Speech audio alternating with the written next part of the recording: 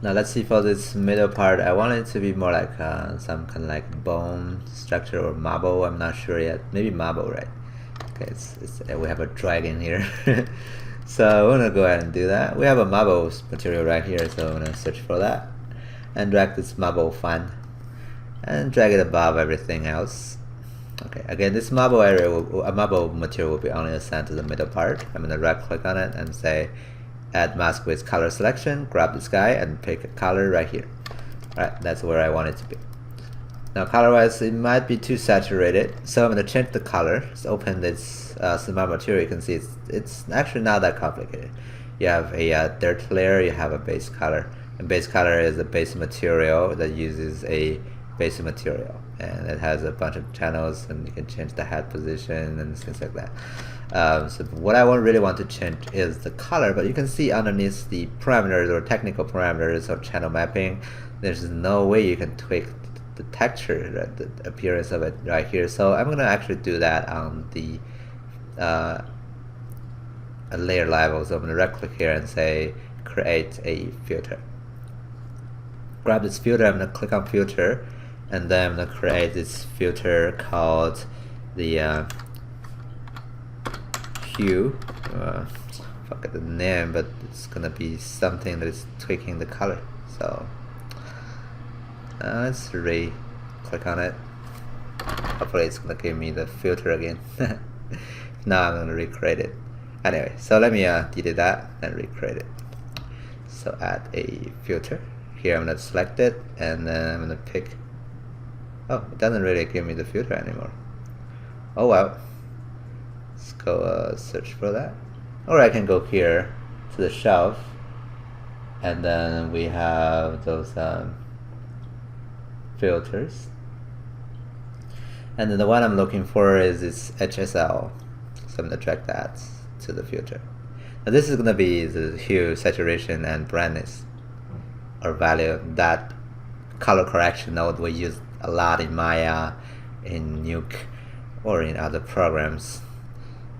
So let's say I want this hue to be closer to or a little bit more reddish color on it. And maybe lower down the saturation also. And then brightness, maybe going a little bit brighter. I'm not sure yet, but you know, something different than before. Right. Just to show you it's possible. Maybe I can also use the old one, but I think a little bit red color would be nice. Okay. And we have this dirt. The dirt is on the concave area. As you can see, it's also using a dirt generator, right? As you can see, we have all those controls. So let's see, I think I like the result I'm getting. Maybe just a little bit more contrast. Alright, so that I have more high density detail. Okay.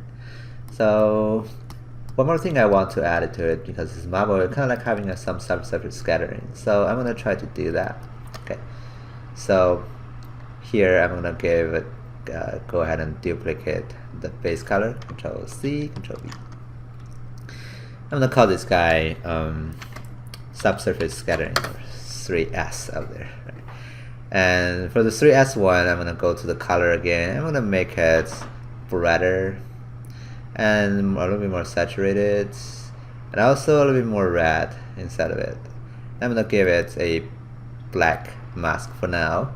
Then right click, I'm gonna give it a fill layer on this mask. And this fill layer, I'm gonna read one of the textures we generate, which is the thickness. So let's type in thickness, and this is thickness. Okay.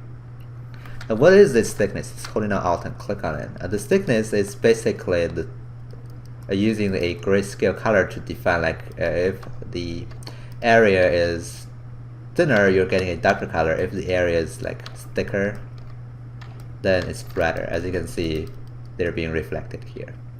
Okay. So this is useful because now we can really use this to create a subsurface scattering result, because the thinner area should be actually having more subsurface scattering going on, right? So apparently I'm getting the reversed result I wanted.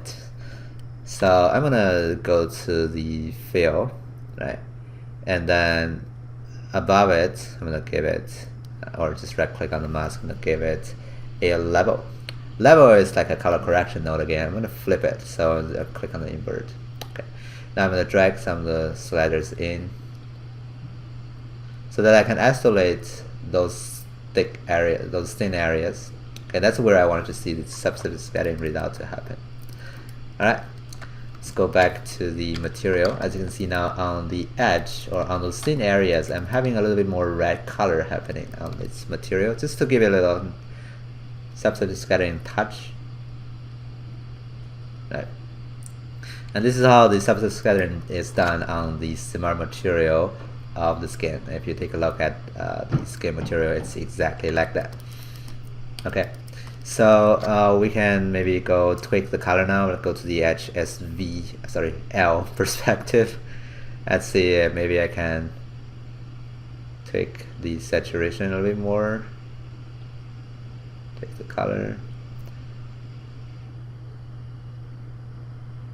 and take the brightness, just to make them blend better.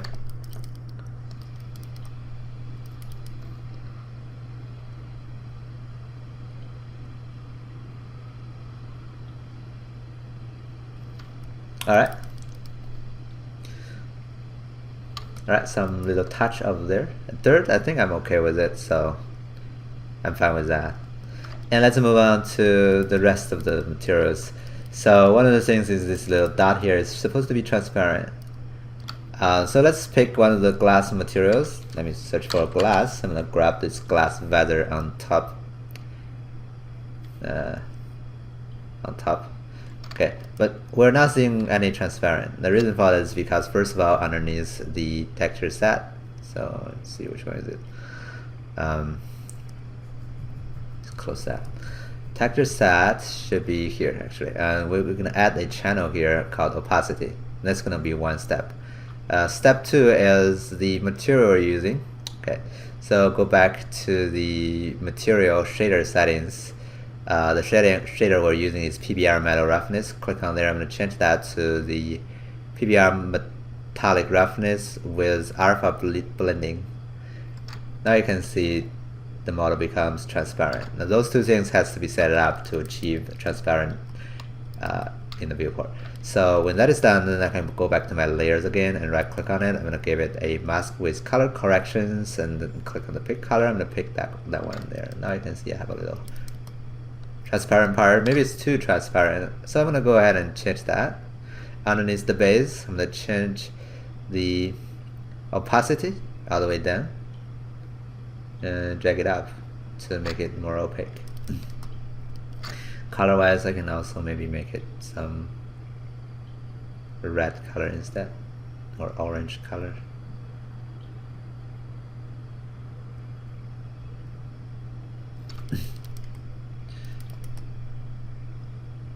Okay, so I'm gonna move on to the rest of the material, but it's basically this steps. Now you can just keep adding layers and assign them to those different parts. So I'm gonna be really quick on those. On the outer layer of this guy, I'm gonna go create a silver. So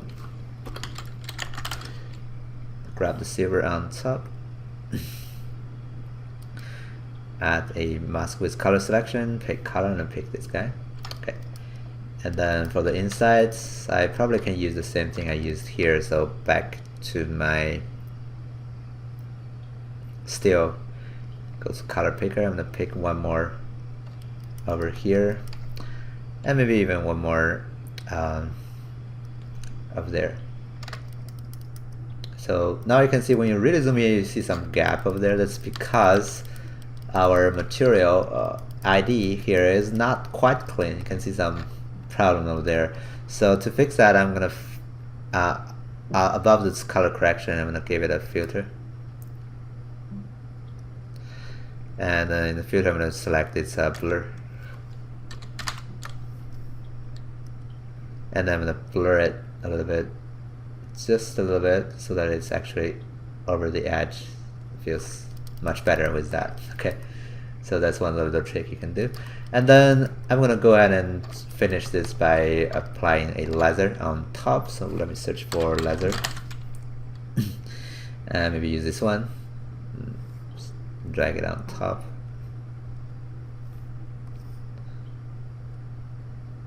And then I'm going to pick the leather or this area. Right. Alright, cool. So I can go ahead and tweak those color changes, but I don't think you like seeing me tweaking those guys. They're all artistical things now. It's up to you to, you know, change the color to whatever you want. You can go to the parameters and change the color of this guy to, you know, something else. Sure, shouldn't be that saturated.